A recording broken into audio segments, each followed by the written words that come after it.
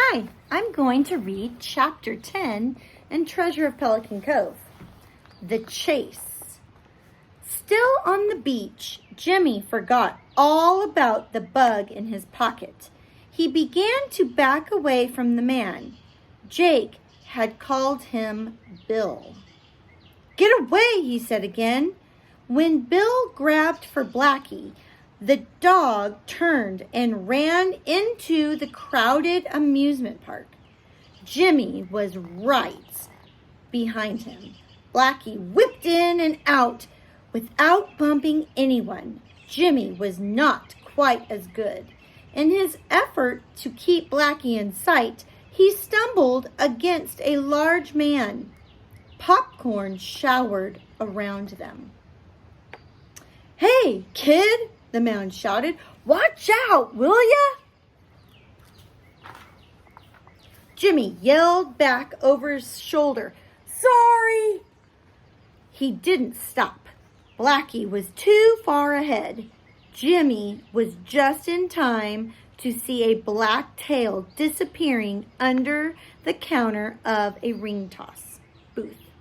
Jimmy scrambled under the counter. "Get out of here," the attendant snapped. "Crazy kids." He grabbed a broom and started thrashing at Blackie. "Get, dog!" Blackie panicked. He tried to go over the back. One leap landed him in the duck pond. He slipped in the water. The ducks went down, one by one. Then one last leap took him under the canvas curtain at the back. He was out and gone. Jimmy rolled back under the counter and headed around the booth. He looked frantically about. Blackie was nowhere to be seen. Then he saw the wet tracks. They led straight down the boardwalk. Jimmy groaned. The tracks were right where Bill could see them, too. Jimmy looked back quickly. The stringy-haired man was still shoving his way through the crowd. Jimmy turned and ran. Jimmy caught up with Blackie. There was nowhere to hide. The wet tracks had left a clear trail. Jimmy dragged the protesting Blackie along by the collar. Without a leash, he found it hard going. Then Blackie tried to go one way around a baby stroller, and Jimmy tried to go the other. The baby screamed, and the mother frowned. Jimmy had to let go. Then there was nothing he could do but chase Blackie again. Blackie skidded to a stop beside the Ferris wheel. It had stopped to let passengers out. Blackie wagged his tail. "Hi, Black," the operator said. How are you doing, boy?" "Can we go up?" Jimmy asked eagerly. "Black too?" The man's eyebrows raised. "I'll pay for him," Jimmy said. "Just take us up." The operator shrugged. "Okay, but you hang on to him." Jimmy dug in his pocket. He pulled out a wad of string, a dinosaur eraser, a piece of crayon, and some pebbles. The operator was getting impatient. "Hey, kid," he said, "I've got it." Jimmy dug in the other pocket. He pulled out a rumpled dollar and handed it to the man. "Keep the change," he said. "Thanks," the man replied. "Up you go." Jimmy took one last glance backward. Bill was only 20 steps away. Jimmy darted into the seat, pulling Blackie with him. The bar slammed down. The seat swung up. Jimmy stared down into Bill's dark, angry eyes.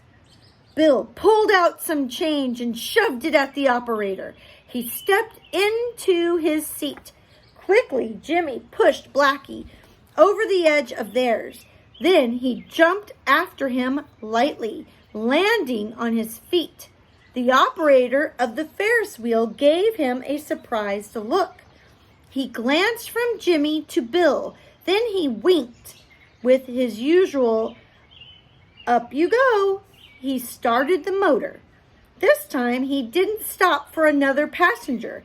The stringy-haired man went up and up to the very top. Then the operator stopped the wheel. Bill turned to look at the seat where he expected to see Jimmy and Blackie. Jimmy heard his outraged yell clearly. So did the operator. "Better get going, kid," he said. Jimmy grabbed Blackie. "Thanks," he said. "Sure, you need me to call the cops?" the operator asked. Jimmy shook his head. "Just leave him up there a while if you can." "This machine has a few kinks in it," the operator said. "Hangs up like this every once in a while." Jimmy laughed. He and Blackie headed down the boardwalk. "Thanks again," he called back. Then all his attention was on Blackie. The dog was moving eagerly through the crowd again. It was almost as if he were going a regular route. "Hey, Blackie," Jimmy said. He remembered what Hiram had said about the amusement park. "Do you come this way all the time?" Blackie wagged his tail. He stopped at an ice cream booth. The attendant spoke to him. Then she saw Jimmy. "I never saw you with Black before," she said. "He's usually a loner." "I'm staying for the summer," Jimmy said. "Does he come this way all the time?" "Most every day," the lady replied. "Likes my ice cream." "Ice cream? Blackie?" "Sure," said the lady. She dropped a scoop on a paper plate and put it down for Blackie. He slurped it up greedily. "Want one?" she asked Jimmy with a smile. "How much?" he asked. He didn't have much money left after paying for the Ferris wheel. Thinking of the money made him look back. The man was still stuck at the top. "It's on the house," replied the lady. She chuckled. "Any friend of Blackie's is a friend of mine." "Thanks," Jimmy said. He accepted a strawberry cone. He licked it and watched the Ferris wheel while he waited for Blackie to finish. When the dog was ready to move on, the lady was busy with other customers. She waved as they left. Blackie went around the other booths and headed down the beach. The amusement park was planning to expand in this direction. Construction work had already begun under the pines. Blackie led Jimmy past the bulldozers and cranes. They scrambled down and then up the side of a drainage ditch. Jimmy looked behind them. No one was following. He breathed a sigh of relief. "Guess we lost him, Blackie," he said. Suddenly he remembered the bug. He turned his head and spoke loudly towards his pocket. "We lost him!" When Blackie stopped to dig, Jimmy sat down to rest. The sea breeze whispered in the pine needles. Overhead, squirrels ran back and forth, chattering at Blackie. Blackie barked and gave chase. Jimmy sat still and watched. The black dog flashed in and out of sunlight and shadow, chasing the squirrels. They raced along the limbs above him. Blackie ran until he was tired, so he trotted back to Jimmy and sat down to rest. "So this is how you stay in shape," Jimmy said. He nodded in approval. "Good exercise." Blackie tried to lick Jimmy. Jimmy dodged. "Whoa," he said. "I'm hot enough." Blackie got up and trotted to the edge of another ditch. He looked back at Jimmy and whined. Then he disappeared over the edge. Jimmy followed. At the bottom, Blackie was digging in the sand. Jimmy scrambled down. "What you got, Blackie?" Blackie whined and looked up.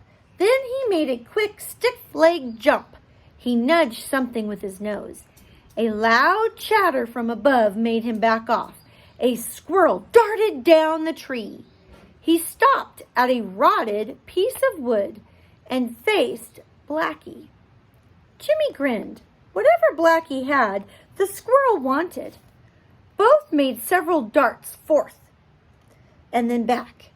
Finally, the squirrel made a quick leap forward and retreated with what looked like a nut in his mouth. Blackie gave chase, barking furiously. Jimmy blinked. The nut had looked awfully big. He glanced overhead.